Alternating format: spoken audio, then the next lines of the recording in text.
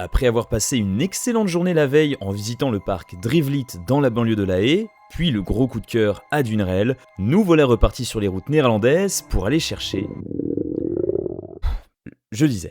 Nous voilà repartis sur les routes néerlandaises pour aller chercher une très vieille montagne russe du... Pardon. Ah bordel, de Verbeek et leur bouffe à volonté, c'était pas un bon calcul. Oh.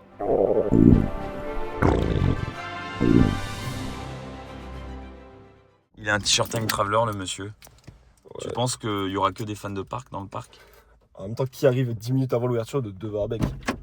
Ah, de Verbeek. Préparez-vous à avoir une vidéo collector parce que vous allez pas en voir souvent des parcs comme ça sur la chaîne. De Verbeek est un vieux tout petit parc néerlandais qui attire deux publics en particulier, le premier étant des familles du coin qui habitent la ville juste à côté, et de l'autre, les gros collectionneurs de montagnes russes qui viennent y chercher 4 bestioles à rajouter à leur palmarès, et dont une qui, vous le verrez, est assez particulière. Je vais être franc d'entrée de jeu avec vous, je ne voulais pas spécialement visiter ce parc, mais Franck, essayant de s'y rendre depuis plusieurs années, a finalement réussi à m'avoir dans son piège. Nous arrivons dans une espèce de zone industrielle un poil glaucos, et nous y voici.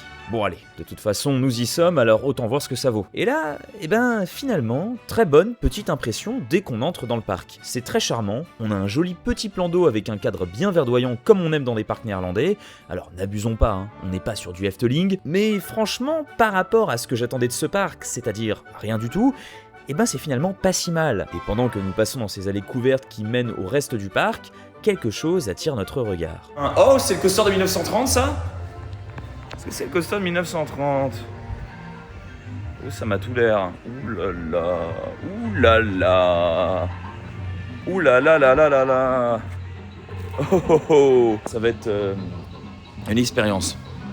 Je vous présente Rodelbahn, le coaster qui aura donné en grande partie à Franck cette envie de visiter De Verbeek. Pourquoi ?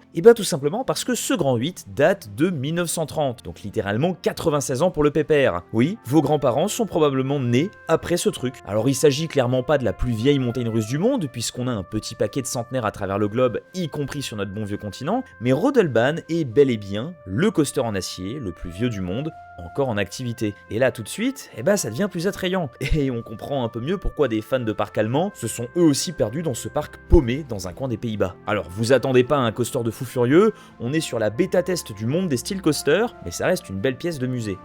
C'est rudimentaire. Allez, c'est parti. Et parce qu'on est généreux, je vous laisse profiter de notre premier tour sur Rodelbahn. Et pour celles et ceux qui veulent directement passer à la suite, vous avez un timecode qui s'affiche en haut à droite. Oh là là. Ah.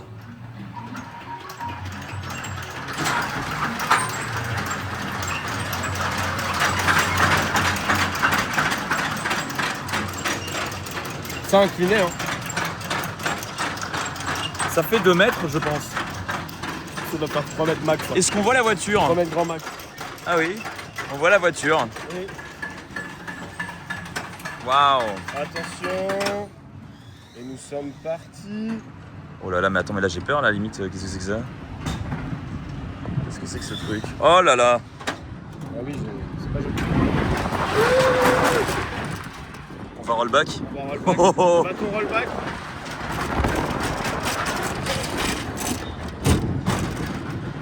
Wow.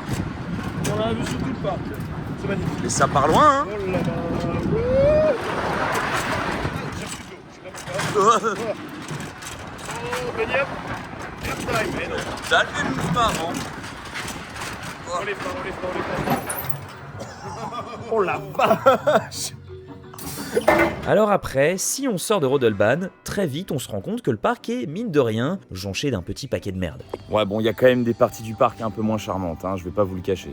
Mais tout pour le palmarès, alors on enchaîne sans aucune attente chacun de ces petits coasters. Ouais, je me dis, on a quand même une sacrée passion de connard. J'adore. Le parc est tellement vide que nous sommes obligés de nous poser devant les attractions pour que des opérateurs nous rejoignent pour les mettre en route, juste avant de repartir de leur poste une fois que nous en sommes sortis. Est-ce que ça te rappelle pas un peu le jardin d'acclimatation? Ah, c'est complètement ça. 2023 là. Ah, mais c'est très bien. Bah, on pourra beaucoup plus facilement faire Ellen Down cet après-midi. Oui, je pense qu'on aura très vite fini par. Oh oui. Et manger gratuitement. Manger gratuitement? Manger gratuitement. Comment ça, manger gratuitement? Comment ça, manger gratuitement? Explique. Je vais voler la nourriture de ce parc. Après qu'il me l'ait offert gratuitement, puisque c'est compris dans le prix du billet.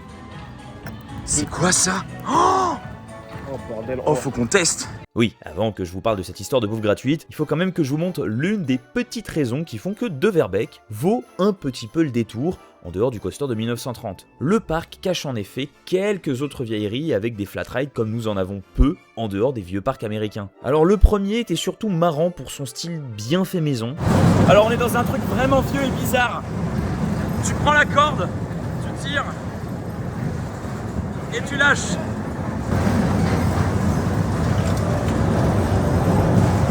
C'est rigolo.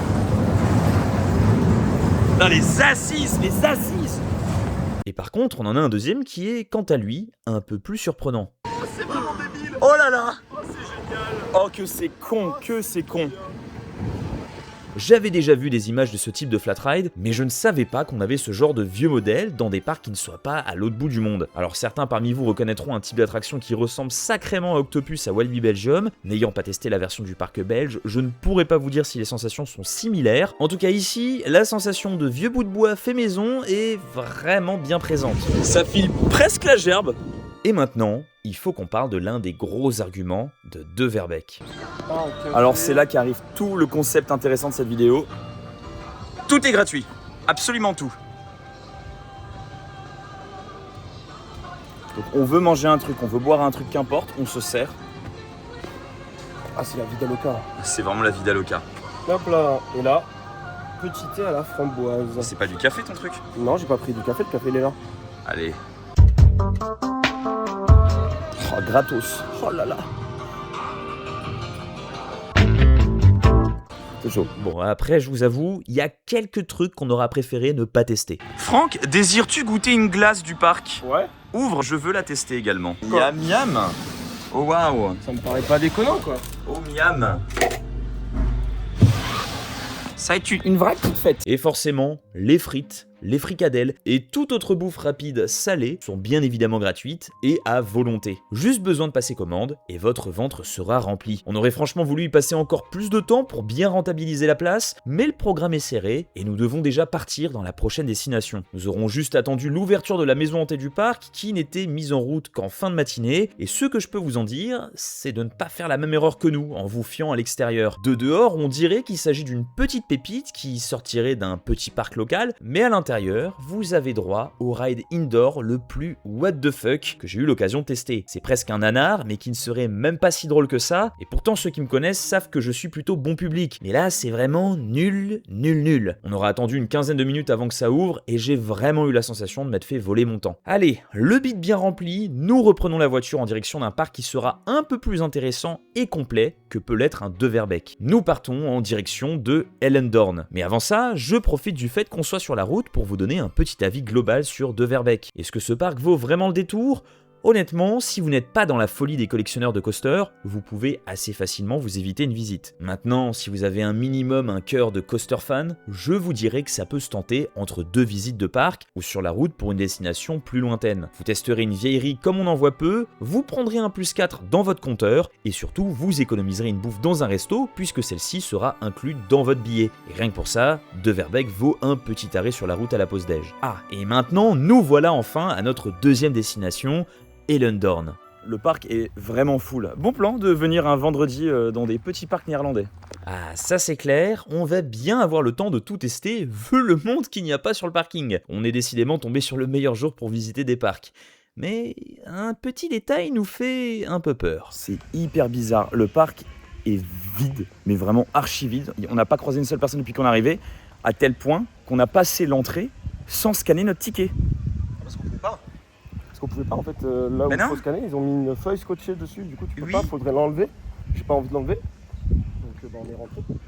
Là il y a la wine mouse, mais... Hyper bizarre. Oula, on a carrément le raft qui est à sec, alors qu'on est sous un soleil de plomb, la plupart des chemins sont même barrés, c'est de plus en plus bizarre et sans vous mentir, un poil inquiétant. On n'a quand même pas tapé de la route juste pour avoir des attractions fermées. Nous avançons dans le parc jusqu'à trouver des employés, et là, le verdict tombe. Hellendoorn, ce ne sera pas pour aujourd'hui. En fait, on a le parc aquatique juste derrière.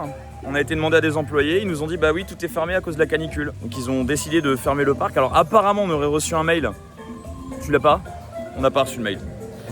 Mais tout est fermé, donc on est venu sur le parc pour rien. Voilà, et le parc a l'air sympa hein, dans l'idée. C'est pour ça qu'il n'y avait personne sur le parking et que le parc est vide. Ça fait vraiment chier. Et oui, c'est bien dommage. Et London, ce sera donc pour une prochaine fois. Malheureusement, le parc ne nous aura pas prévenu en amont, et que ce soit sur leur compte Instagram ou sur le site internet, aucune information pour nous prévenir que les attractions seraient fermées. Mais bon, ça arrive, c'est le jeu, on peut pas toujours avoir des belles surprises. Avant de récupérer notre Airbnb dans le sud des Pays-Bas, il nous reste donc quelques heures à tuer et un peu de kilomètres à faire. Alors on se sera baladé sur la route en passant par des petites villes qui croiseraient notre chemin, évidemment des moulins qu'on retrouve à quasiment tous les kilomètres, et puis à un moment, par pur hasard, quelque chose nous aura intrigué une fois la frontière allemande passée. Une énorme cheminée au milieu des champs, comme une centrale nucléaire restée éteinte depuis des années. Mais serait-il possible qu'un parc d'attractions se cache à l'intérieur ? Pourrions-nous y trouver un surprenant lot de consolation ? La réponse dans la prochaine vidéo.